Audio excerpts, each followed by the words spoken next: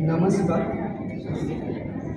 महर्षी कर्वे स्त्री शिक्षण संस्थेचे सृजन कला विद्यालय आणि सुरवर्धिनी गुरुकुल फाउंडेशन या दोन्ही संस्थांच्या वतीने जमलेल्या सर्व मान्यवर गुरुजन, गुणीजन आणि रसिकजनांचे मी यश कोल्हापुरे सहर्ष स्वागत करतो. माझी संस्था सुरवर्धिनी गुरुकुल फाउंडेशन तिच्या कार्याला आता नुकतीच 6 वर्ष पूर्ण झाली आहे आणि हे आत्ताचं आमचं 7वं वर्ष चालू आहे. आणि महर्षी कर्वे स्त्री शिक्षण संस्थेने शास्त्रीय संगीताच्या प्रसारासाठी सृजन कला विद्यालय स्थापन केले आहे आणि त्यामार्फत अखिल भारतीय गांधर्व महाविद्यालयाचे अधिकृत परीक्षा केंद्र सुरू केले आहे. या वर्षातील आपला हा मैफिलींचा उपक्रम हा दोन्ही संस्थांच्या संयुक्त विद्यमाने होत आहे. या वर्षातली ही आपली 3री मैफिल आहे. आजच्या आपल्या मैफिलीमध्ये सौ अस्मिता ठाकूर आणि त्यांच्या शिष्या शारीवा पोंक्षे आणि वैष्णवी पवळे यांचे कथक नृत्य सादरीकरण होईल. मी श्री आशिष मुजुमदार सर यांना विनंती करतो की त्यांनी सर्व कलाकारांचा सत्कार करावा.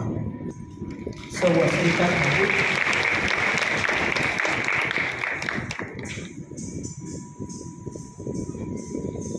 शारीवा पोंक्षे,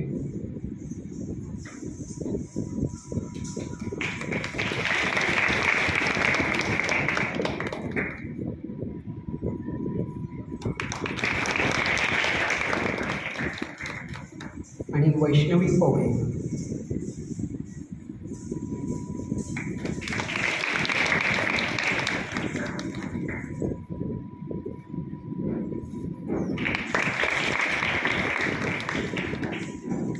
धन्यवाद सर. आता मी आजच्या आपल्या मुख्य कलाकारांची थोडक्यात ओळख करून देतो. सौ अस्मिता ठाकूर या पुण्यातील एक कुशल आणि प्रतिभावान युवा कथक नृत्यांगना आहे. त्या गुरु विदुषी शांभवीताई दांडेकर आणि तालयोगी पद्मश्री पंडित सुरेशजी तळवलकर यांच्या शिष्य आहेत. त्यांनी ललित कला केंद्र पुणे विद्यापीठ, त्याचप्रमाणे टिळक महाराष्ट्र विद्यापीठातून कथकमध्ये पदव्युत्तर शिक्षण प्रथम श्रेणीत पूर्ण केले आहे. तसेच गांधर्व महाविद्यालयाच्या त्या नृत्य अलंकार देखील आहे. भरतनाट्यम, ओडिसी, मोहिनीअट्टम अशा विविध शास्त्रीय नृत्यशैलींच्या नर्तकांसोबत त्यांनी काम केले आहे. त्याचप्रमाणे प्रवाहिनी, नृत्ययोग अशा अनेक सुप्रसिद्ध नृत्य नाट्यांची निर्मिती व सादरीकरण केले आहे. कलाधार, शिवशांभवी यासारख्या कार्यक्रमांचे त्यांनी आयोजनही केले आहे. भारतात व भारताबाहेर विविध ठिकाणी त्यांनी कार्यशाळा व सादरीकरण केले आहे. दिल्लीमधील संगीत नाटक अकादमीच्या युवा महोत्सवात सुद्धा त्यांनी सहभाग घेतला आहे. पुणे विद्यापीठाचा पंडित रोहिणी भाटे सुवर्णपदक हा मानाचा सन्मान त्यांना मिळालेला आहे.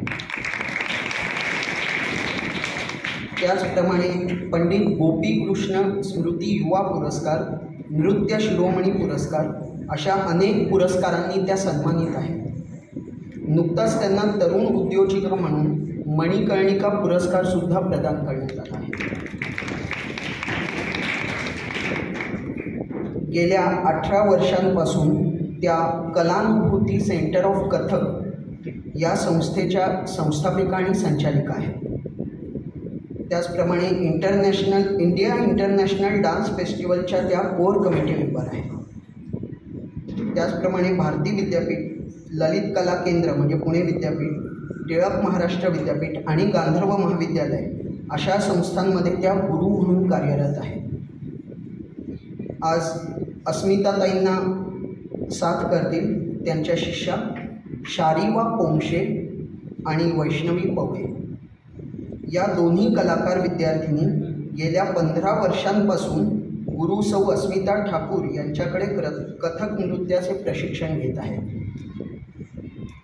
दोन्ही कलाकारांनी नृत्य विषयामध्ये ललित कला केंद्र पुणे विद्यापीठाची MA ही पदवी प्राप्त केली आहे. सौ अस्मिता ठाकूर यांच्या कलानुभूती संस्थेमध्ये लहान मुलींना नृत्याचे प्रशिक्षण देण्याचे काम ते करतात. त्याचप्रमाणे गुरु सौ अस्मिता ठाकूर यांच्याबरोबर अनेक कार्यक्रमांमध्ये त्यांनी नृत्य सादरीकरणही केले आहे. आजच्या आपल्या कलाकारांच्या कार्याची माहिती खूप मोठी आहे, पण वेळेचं बंधन असल्यामुळे सर्व नावं घेता येणं शक्य नव्हतं. त्याबद्दल मी दिलगिरी व्यक्त करतो आणि अधिक वेळ न घेता कलाकारांना विनंती करतो की त्यांनी सादरीकरणास सुरुवात करावी.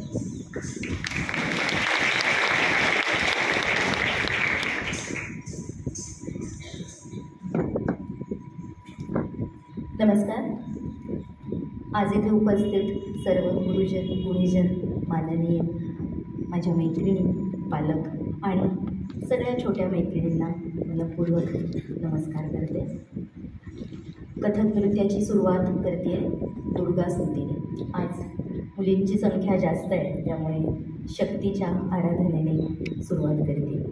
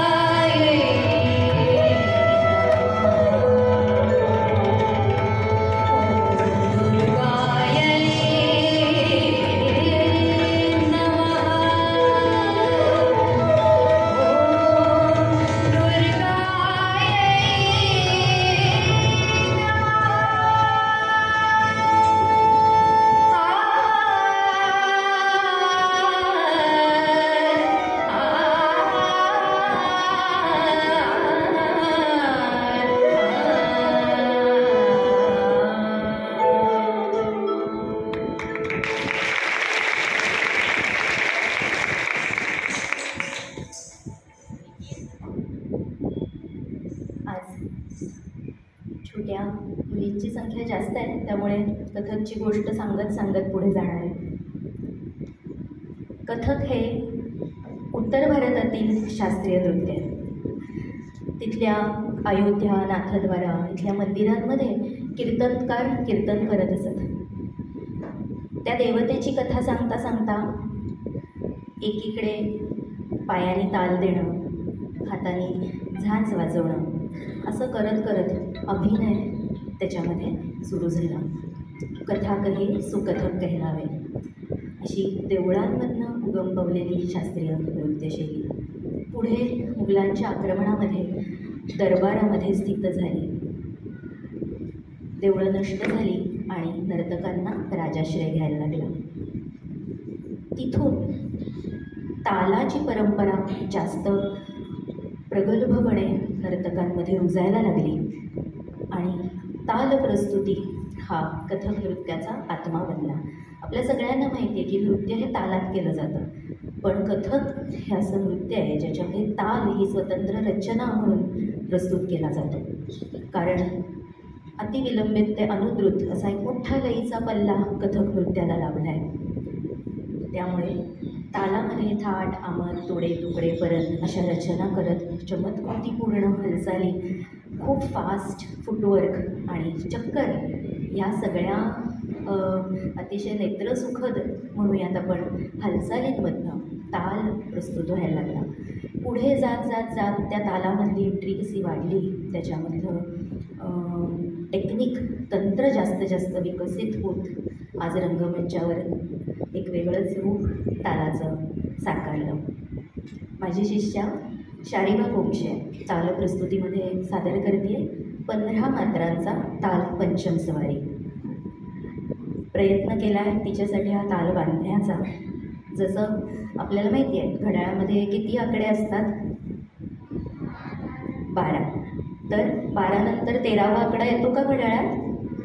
नाही. तसं 15 मात्रांच्या तालाच्या सायकलमध्ये 15 नंतर 16वी मात्रा येत नाही, परत 1 येतो. 1 ते 15, 1 ते 15 असं वर्तुळ तालात दिसतं. प्रयत्न करा, ट्यून कळली, नगमा कळला तर 15 मात्रांचं सायकल तुम्हाला समजायला लागेल. प्रस्तुत करते शारिबा पोंक्षे ताल पंचम सवारी 15 मात्रा.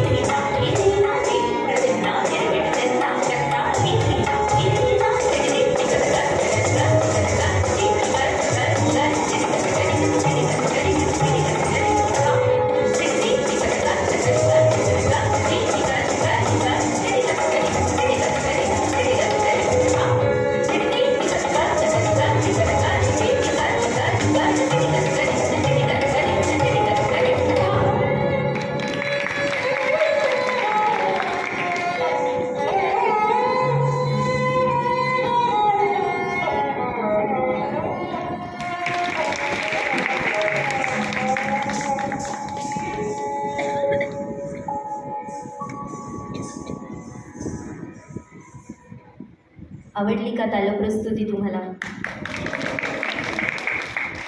आपल्याला असं वाटत असतं की शास्त्रीय म्हणजे काहीतरी वेगळं आहे, आपल्याला कळणार नाही. पण जे आपल्याला डोळ्याला सुखावतं, कानांना श्रवणीय वाटतं, ते सगळं छान असतं. तुम्ही इतक्या छान प्रतिसाद देत प्रत्येक रचनांना शारीवाला एवढं एनकरेज करत होतात, ते बघून मला असं वाटतंय की तुम्हाला कळतोय ताल आणि आवडतोय. मंदिरांमधली ही परंपरा दरबारात जाऊन ताल जिथे डेव्हलप व्हायला लागला, तिथे हिंदू राजांच्या दरबारामध्ये असलेले नर्तक भजनं, वंदना, देवतास्तुती अशा गोष्टी करतच होते. आज अभिनयात प्रस्तुत करते एक रामभजन. या रामभजनासाठी मला एक खूप मोठं क्रेडिट सांगायचं आहे, ते म्हणजे याचे संगीतकार श्री आशिष मुजुमदार आज इथे आपल्यात उपस्थित आहेत. प्रयत्न करते त्यांनी संगीतबद्ध केलेल्या या भजनाला न्याय द्यायचा. ह्याची नृत्य संरचना माझ्या गुरूंची, शांभवीताईंची. या भजनामध्ये 2 तुमच्या ओळखीच्या गोष्टी आहेत. या रामभजनातली पहिली गोष्ट आहे सीता स्वयंवराची, जिथे आपल्याला सगळ्यांना माहिती आहे की रावणाने धनुष्य उचलायचा प्रयत्न केला आणि काय झालं. दुसरी कथा आहे राम आणि भरताच्या भेटीची. या दोन्ही कथा या संगीतामध्येच निबद्ध करायचा प्रयत्न केला आहे. ह्या भजनाचं गायन केलं आहे पंडित विजय कोपरकर यांनी. प्रस्तुत करते रामभजन. मला असं वाटतं की हे संगीत या कथकच्या कोरिओग्राफीसाठीच बांधलेलं आहे. इतकं त्याच्यामध्ये कथा दिसतात आणि त्या कथा साकारण्यासाठी सुयोग्य ठिकाणी तबल्याची तोड, एखादी तान, हे इतकं चपखल आहे की त्याच्यासाठी विशेष प्रयत्नच करायला लागत नाही, आपोआप ती रचना साकारते. या रामभजनानंतर पुढच्या प्रस्तुतीकडे वळूया. ख्याल संगीताच्या आधी ध्रुपद गायकीचा जन्म झाला आणि ध्रुपद ही तालाधिष्ठित रचना आहे. ताल ठोसपणे मांडत रचना पुढे जाते. आज जो ध्रुपद शारिगा आणि वैष्णवी माझ्या दोन्ही शिष्या प्रस्तुत करणार आहेत, त्याची संरचना आहे माझ्या गुरूंच्या गुरु पंडिता मनीषा साठे यांची. इतकी वर्ष ही परंपरेने रचना पुढे पास ऑन होते आणि हेच मला वाटतं शास्त्रीय सगळ्या संगीताचं मर्म आहे की त्याला एक मोठी परंपरा असते. या ध्रुपदाचं वैशिष्ट्य असं आहे की ह्यात सुद्धा 2 गोष्टी आहेत ज्या तुम्हाला माहीत आहेत. यातली पहिली गोष्ट आहे समुद्रमंथन. त्या गोष्टीचा सुद्धा ह्या ध्रुपदात असा प्रयोग केला आहे कारण ध्रुपदामध्ये पटी दाखवल्या जातात शब्दांच्या आणि त्याचा उपयोग करून घेऊन त्याच्यामध्ये कथा मांडली गेली आहे. आणि दुसरी गोष्ट आहे मदनदाह. शंकरांनी, भगवान शिवानी जेव्हा मदनाचा नाश केला त्याची एक गोष्ट आहे. तुम्हाला गोष्ट कळते का बघूयात आपण. प्रस्तुत करतोय ध्रुपद राग इंडोल ताल चौताल. ह्याचं गायन केलं आहे श्री शेखर कुंभोजकर यांनी आणि नृत्य संरचना आहे गुरुपंडिता मनीषा साठे यांची. शारिबा पोंक्षे आणि वैष्णवी बर्वे प्रस्तुत करत आहेत शिवध्रुपद.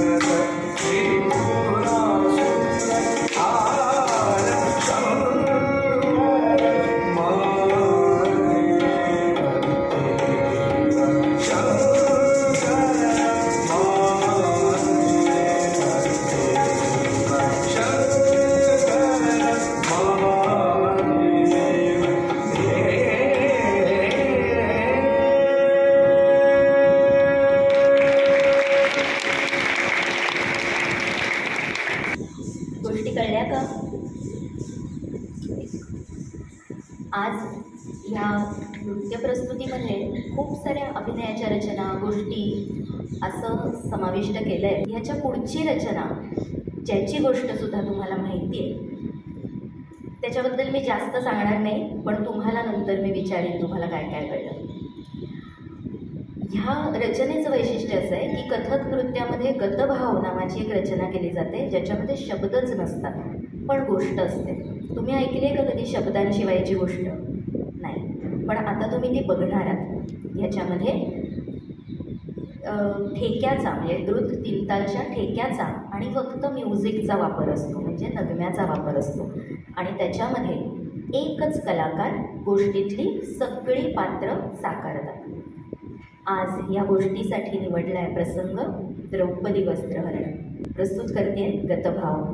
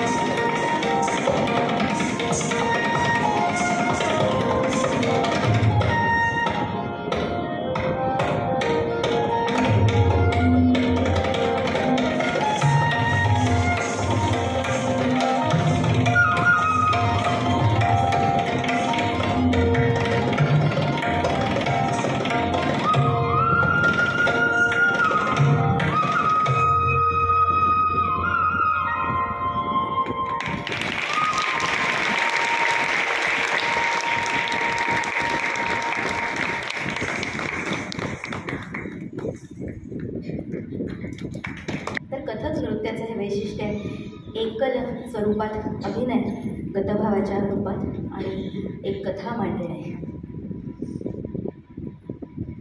गतभावानंतर पुढची इंटरेस्टिंग गोष्ट आहे ती म्हणजे नायिका. नायिका म्हणजे काय? हिरोईन. तुम्ही पिक्चर बघता, त्यात हिरो असतो, हिरोईन असते. तर आपल्या पूर्वीच्या ग्रंथांमध्ये लिहून ठेवल्यात काही अष्टनायिका, ज्याच्यामध्ये हिरोईनचं त्या हिरोशी असलेलं रिलेशन, त्याच्यावरनं त्याची वेगवेगळी नावं पडली आहेत. ती नावं आत्ताच्या काळात तुम्हाला अवघड वाटते, पण त्याच्यातला भाव आजही तोच आहे. सिच्युएशन बदलते पण भाव बदलत नाही. आज 2 नायिका, 2 हिरोईन्सची गोष्ट मांडणार आहे.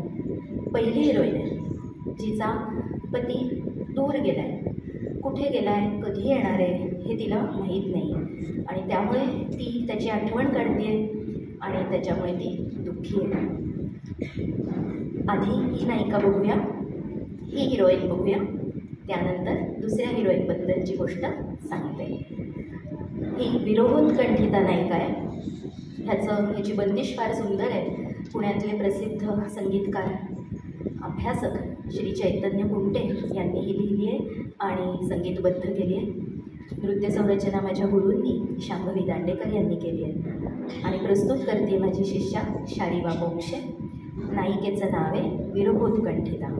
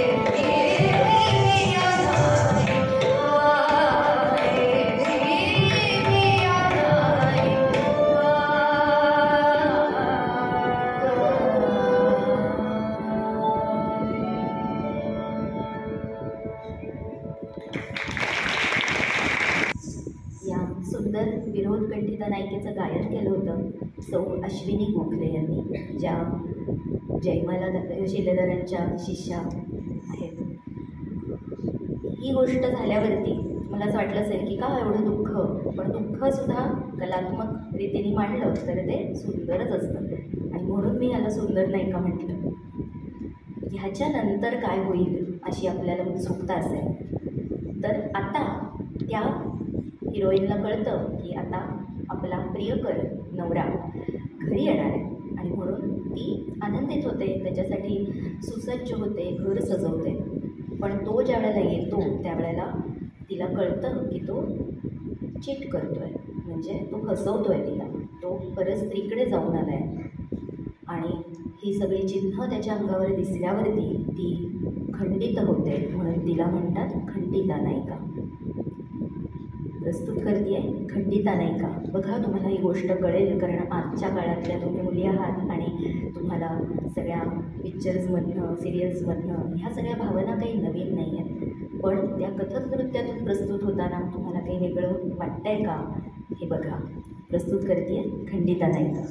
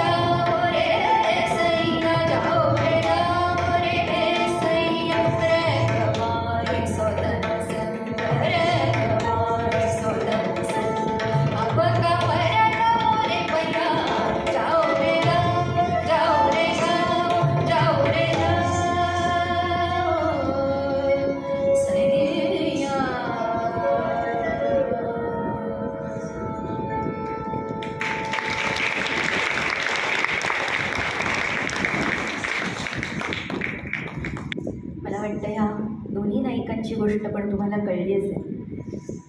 आज या प्रस्तुतीतली शेवटची रचना सादर करणार आहे. आतापर्यंत बऱ्याच लोकांची नावं, गुरूंची नावं तुम्ही ऐकलीत. आता जी मी रचना प्रस्तुत करते ती माझ्या लयतालाच्या गुरूंची, तालयोगी पंडित पद्मश्री सुरेश तळवलकर यांच्याकडनं मला प्राप्त झालेली रचना आहे. बघूया या परंपरेला निभावता येतं आहे का.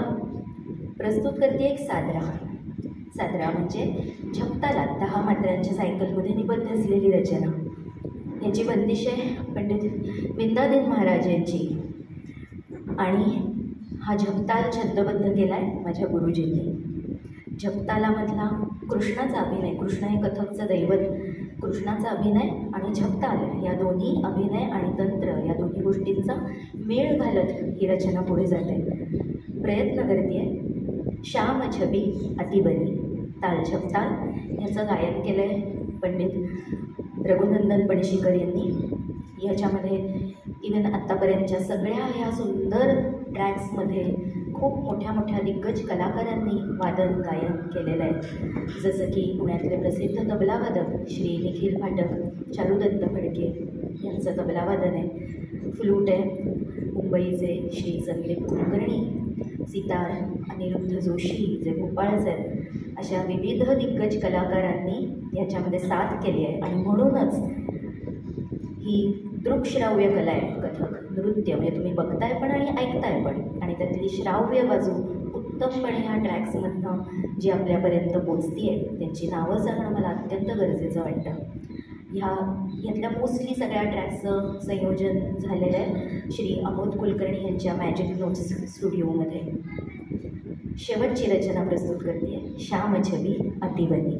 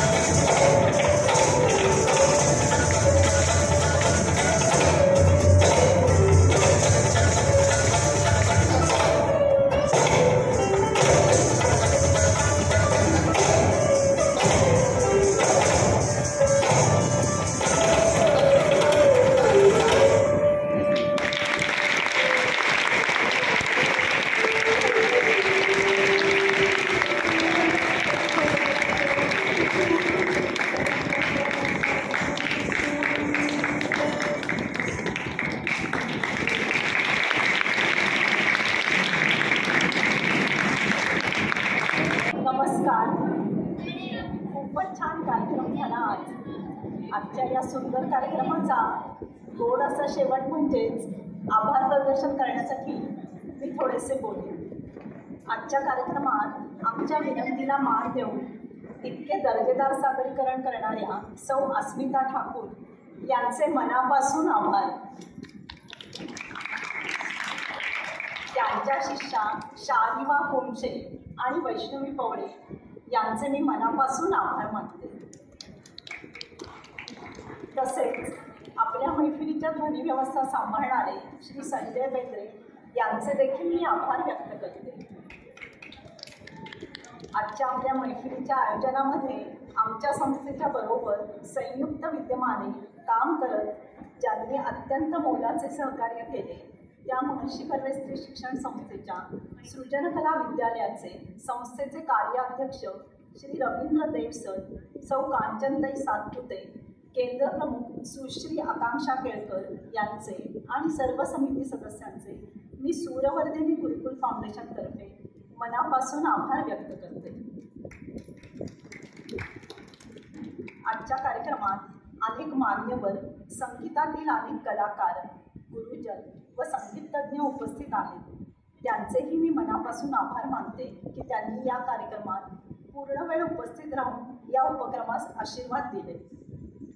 भारतीय संगीताचे विविध पैलू लोकांपर्यंत प्रत्यक्ष पोहोचवण्यासाठी शास्त्रीय संगीतातील दर्जेदार कलाकारांना तितक्याच उत्तम दर्जाचे कार्यक्रम मिळावेत यासाठी आणि संगीतातील विद्यार्थ्यांच्या ज्ञानात भर पडावी म्हणून दरवेळी नवनवीन उपक्रम व विविध कार्यक्रम आयोजित करणारे सूरवर्धिनी गुरुकुल फाउंडेशनचे संस्थापक गुरु श्री यश कोल्हापुरे यांचे मी मनापासून आभार व्यक्त करते. सर्वशेवटी रसिकांशिवाय कोणताही कार्यक्रम अपूर्ण आहे. त्यामुळे या कार्यक्रमात उपस्थित सर्व गुणीजन व रसिकजनांचे मी आभार मानते. आमच्या पुढील कार्यक्रमांना असेच आशीर्वाद देत राहावे अशी नम्र विनंती करते आणि आजचा कार्यक्रम इथेच संपला असे जाहीर करते. धन्यवाद.